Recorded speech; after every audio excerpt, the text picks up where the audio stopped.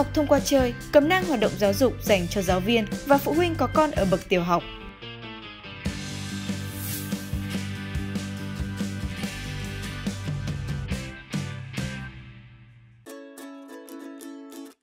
Ngày hôm nay, hoạt động sử dụng sơ đồ tư duy sẽ được áp dụng tại Trường Quốc tế Việt Nam, Phần Lan tại thành phố Hồ Chí Minh.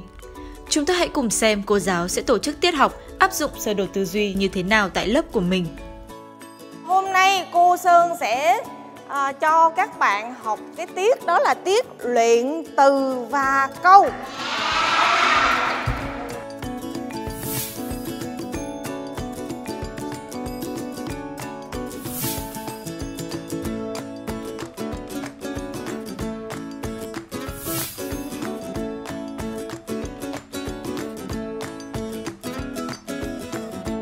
Hoạt động thứ nhất đó là mình sẽ chơi trò chơi truyền ý tưởng.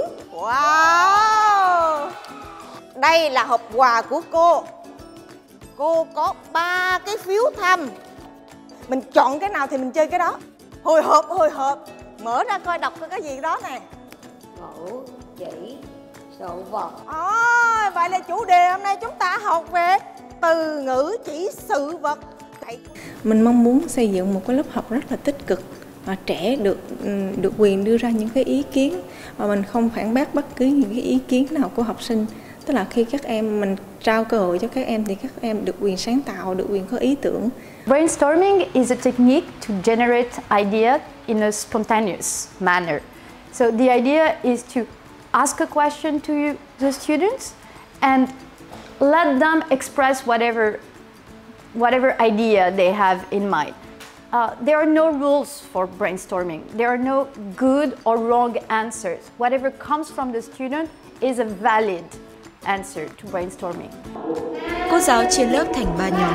Trong thời gian 3 phút, các nhóm viết lên bảng các từ ngữ, chỉ sự vật mà các em đã biết.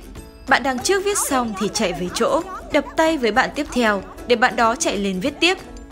Cứ như vậy, các học sinh sẽ phải động não và đưa ra các vốn từ mà mình đã biết.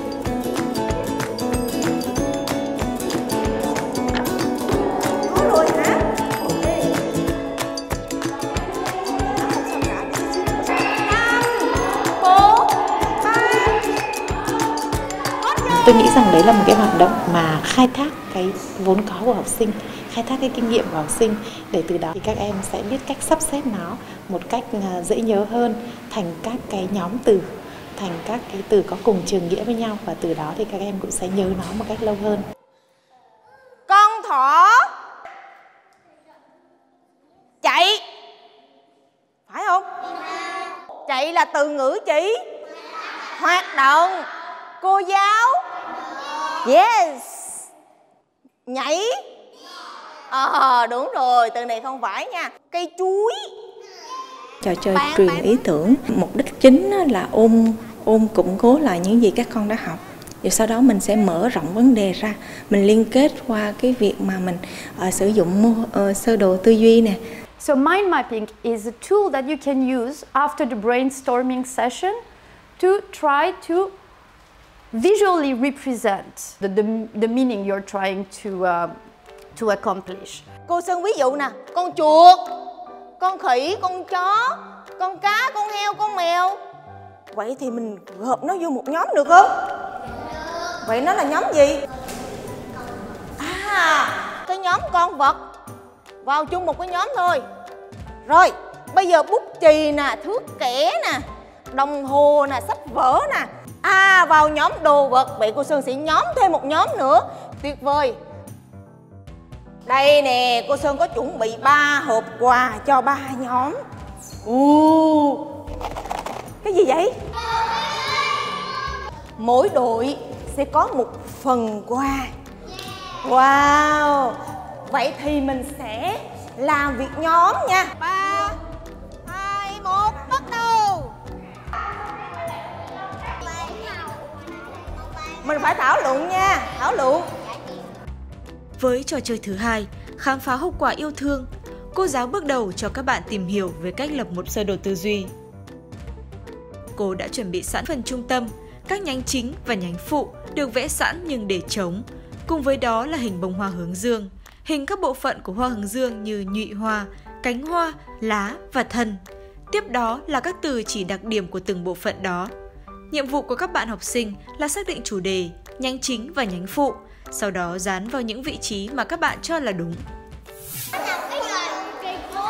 Ồ, bên đây là bộ phận trung tâm là cái đó hả? Phải không?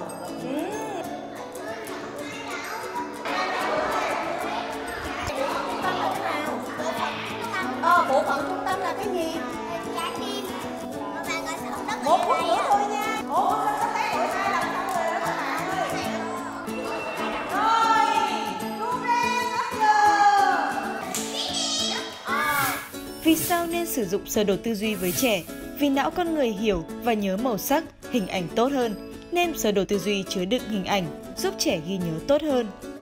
Các ý tưởng được trình bày bằng các từ đơn và hình ảnh nên đơn giản và dễ hiểu. Sử dụng các hình khối như tròn, vuông và các đường nối khiến sơ đồ tư duy trở nên rành mạch. Trẻ có thể đưa ra ý tưởng theo cách hợp với mình, sơ đồ tư duy của trẻ sẽ độc nhất. Trẻ sẽ vui vẻ khi có thể thể hiện sự sáng tạo của mình bằng cách thêm màu sắc, hình vẽ, hình dán, v.v. Đây là đáp án của cô. Bây giờ cô Sơn mở ra nha, các con tự chấm điểm nhóm mình có đúng hay sai. Có lông nhám, vậy là sai một yếu tố nè. Màu vàng sậm nè, nhỏ và mỏng nè, có lông nhám. Phải không? Cánh hoa có lông nhám đâu. Rồi nhóm này được 2 điểm. Rồi. Bây giờ cô Sơn muốn cho các bạn tạo lập câu từ những từ ngữ đã cho. Lá của hoa hướng dương có màu xanh lục chấm.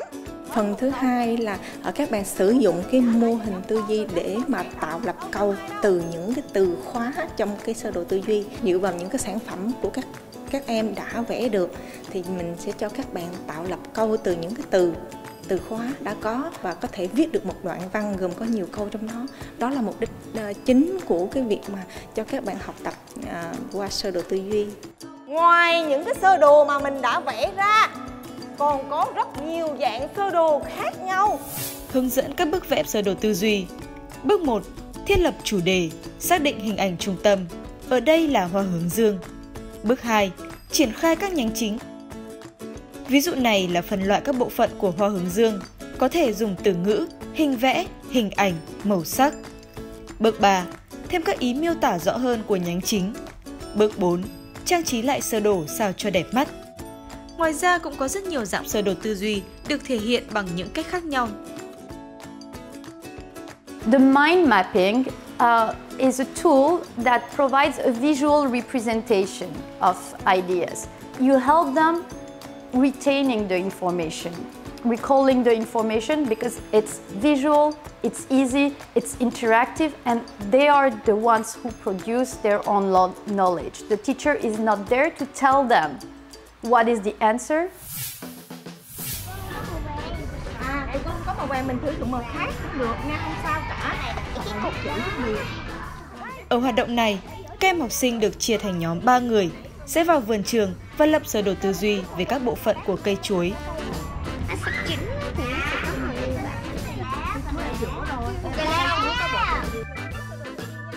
Với việc sử dụng sơ đồ tư duy, các đặc điểm của học thông qua chơi được thể hiện khá rõ ràng. Các em rất vui vẻ khi được thể hiện mình một cách tự do, thoải mái. Sự tương tác cũng rất rõ khi mà các bạn ấy làm việc nhóm cùng nhau. Các bạn học sinh trong lớp cũng thể hiện được sự tham gia rất tốt với các hoạt động cô đưa. Đặc biệt, thể hiện được tính lặp lại khi được lặp đi lặp lại làm các sơ đồ tư duy trong lớp học. Và đặc điểm cuối cùng trong sơ đồ tư duy là có ý nghĩa trong việc giúp hệ thống hóa kiến thức và phát triển cũng như mở rộng kiến thức mình đã có rất rõ nét.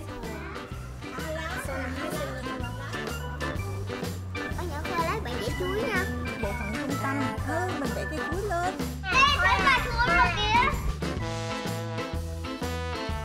Rồi đúng rồi đó, nếu mình cần nót cho nữa là cây chuối. Khi mà các bạn đã vẽ như vậy rồi thì chứng tỏ các bạn có một cái tinh thần là sáng tạo, thích được trải nghiệm. Cái quan trọng nhất là vẫn là cái sự tập trung chú ý của học sinh. Nếu mà giáo viên mình thiết kế cái hoạt động mà mình tập trung đến cái vấn đề chú ý của học sinh, lôi cái cảm xúc tích cực rồi thu hút với các em cái sự đam mê yêu thích đó, thì chắc chắn là em sẽ học hiệu quả trong cái tiết học đó. Các em học sinh thì rất là sáng tạo, các em có nhiều ý tưởng lắm. Mỗi một nhóm thì các em lại đưa ra những cái hình ảnh về sơ đồ tư duy cũng khác nhau. Thế và cái điểm quan trọng nhất ở đây là thể hiện được cái sự sáng tạo của riêng mình, và đồng thời là các em cũng bước đầu áp dụng được cái sơ đồ tư duy vào trong cái tiết học. Như thế thì tôi nghĩ đã là rất là thành công rồi. Cô Sơn thấy là cái nhóm này là đẹp nhất và có ý tưởng nhất. Đầu tiên là cái chủ đề luôn đặt ở trung tâm, và sau đó các cái thành phần chính gồm các ý nè, bạn vẽ luôn, có hình ảnh luôn đúng không? Hoa nè, trái quả nè, lá nè và gốc cây luôn. Tuyệt vời. Nếu mà muốn làm cái gì đó bự hoặc là trình bày, mình có thể vẽ ra một cái mind map, rồi mình sẽ hiểu làm gì trước làm gì sau. Nó chia ra rất nhiều phần, là nó có thể làm cho mình dễ hiểu hơn. Ngày hôm nay rất là vui. Thế dạ thưa cô vui. Thế dạ có. Hôm nay vui và có ý nghĩa, có thể khám phá nhiều thứ. Thích nhất cái sơ đồ tư duy khi mình vẽ cái cây chuối. Mình phân biệt ra được các phần của cây chuối. Chuối nó có lá rất là bự, có hoa rất là đẹp và có những chùm chuối to. Như vậy, cô giáo đã hoàn thành được các mục tiêu đề ra khi sử dụng sơ đồ tư duy vào tiết tiếng Việt ngày hôm nay. Ứng dụng của sơ đồ tư duy nói chung thì rất là rộng lớn. Với các bạn nhỏ nhà tôi ở lứa tuổi từ 3 đến 8 tuổi thì tôi thấy đây là một cái hình thức rất là hiệu quả để khuyến khích các bạn ấy suy nghĩ sâu và tư duy sâu về các cái chủ đề. Thế hôm nay bạn nào thích cùng với mẹ tìm hiểu về chủ đề em bé thì giơ tay lên. Các bạn ơi, khi nghĩ đến em bé thì chúng mình thường nghĩ đến cái gì ấy nhỉ? Bình sữa, bộ quần áo cho em bé. Gì nữa ạ? Mẹ, sữa. Sữa và bình sữa và cháo thì gọi chung là gì nhỉ? Đồ ăn. Đúng rồi, mình nghĩ đến em bé thì chúng mình sẽ nghĩ đến gì nữa nhỉ? Đồ chơi nữa hả? Đồ chơi có phải liên quan đến em bé không ạ? Có. Đồ chơi. Quần áo mà bỉm thì gọi chung là gì nhỉ? Chị đây gì? Quần áo á. Quần áo này. Đồ dùng ạ. Yes, đồ dùng. Vẽ đồ ăn của em bé đi. Chị sẽ vẽ cái bình sữa nhá. Với bạn biết chữ thì bạn ấy có thể làm bản đồ tư duy với chữ viết. Còn các bạn bé hơn thì các bạn ấy có thể vẽ hình và tô màu. Đây đều là những cái cách rất là trực quan để các bạn ấy có thể diễn đạt được những cái ý tưởng và những tư duy logic ở trong đầu của bạn ấy theo một cái cách có hệ thống và có chia các cái chủ đề cụ thể và rõ ràng. Em giúp nhà mình ăn những đồ gì nhỉ? Em có thể ăn cơm nữa, em ăn cơm tun tút. Tun tút luôn. Rồi. Giống hết, đây gì? Đây cái bình sữa tươi ạ. Liên quan đến tắm gội này, liên Tôi quan tắm. đến da. Đúng rồi. Với các bạn còn Trọng rất là tắm nhỏ nữa, quan thì trọng cực. chúng ta nên coi bản đồ tư duy là một cái cách để giúp các bạn ấy hình ảnh hóa những cái suy nghĩ ở trong đầu. Bố mẹ nên làm sao để khuyến khích các bạn ấy nói ra và biểu đạt, diễn đạt cái suy nghĩ đó. Và để khuyến khích được một cách hiệu quả thì không nên đánh giá đúng sai, mà làm thế nào đấy để gợi mở tối đa và giúp cho các bạn ấy có thể tư duy sâu và nói được hết tất cả những cái điều mà mình muốn. Daisy thử nghĩ xem, quan trọng hơn thì em bé cần cái gì nhỉ? Mình cần sự quan tâm của người lớn ạ. Chính xác, sự yêu thương của người lớn này. Yeah. Ngoài ra bất kỳ một em bé nào trên thế giới này sinh ra cũng đều có quyền có một cái gì nhỉ? Cái nhà. Có một ngôi nhà, đúng không? Và đây là tất cả những cái gì mà em bé cần. Ngoài những cái món đồ vật chất để phục vụ cuộc sống cho em bé hàng ngày thì em bé rất là cần một ngôi nhà ấm áp. Bạn ấy sẽ phải tự tư duy là sẽ phải gắn cái hình trái tim này vào đâu, và cái hình trái tim này nó sẽ được biểu đạt như thế nào để mọi người hiểu là đây sẽ là tình yêu thương được chăm chút ở bên trong cái ngôi nhà đó. Và bạn ấy đã vẽ những hình trái tim nhỏ nhỏ này với ý nghĩa là đây sẽ là những cái tình yêu thương được khơi gợi và được tỏa ra từ trong cái ngôi nhà này. Em bé cần gì? Đồ ăn. Em bé cần sữa mẹ từ mẹ. Khi em bé lớn lên, em bé có thể uống sữa tươi. Kẹo, đồ chơi. Một cái lục lạc, hoặc một con chó điện, các quyển sách mềm làm bằng vải hoặc là bằng bìa cũng được. Các em có thể cắn xé thoải mái mà là không bị rách hay bị gãy. Đồ dùng. Và cuối cùng quan trọng nhất là một ngôi nhà ấm áp, có bố mẹ yêu thương bên trong. Đây ứng là dụng tất của bản cả đồ tư duy nói những chung gì thì em bé rất cần. là rộng lớn. Riêng với đối tượng các bạn nhỏ thì tôi thấy nó sẽ có một vài cái ứng dụng khá là hữu ích. Ví dụ như là kể lại một câu chuyện, tư duy về một chủ đề mới, cùng lên kế hoạch và ý tưởng cho một cái hoạt động. So mind mapping is a great tool and you can use it in any subject. For instance, at the beginning of the year, you want to get to know your students, you can do a mind map about themselves. Who are you? So what is the child doing? Well, who am I? Well, I have a family, I have parents, I have a house, I have hobbies, I have school, and they can map themselves like that. You help them to put some meaning, to make the connections in their own life.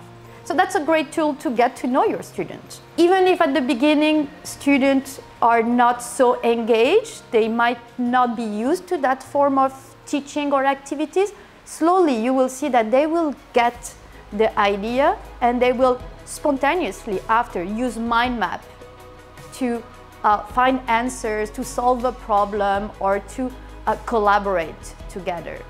Không có ý tưởng nào sai khi trẻ động não. Mỗi ý tưởng của trẻ, dù nhỏ nhất cũng có giá trị và cần được ghi nhận. Học thông qua chơi, cẩm nang hoạt động giáo dục dành cho giáo viên và phụ huynh có con ở bậc tiểu học.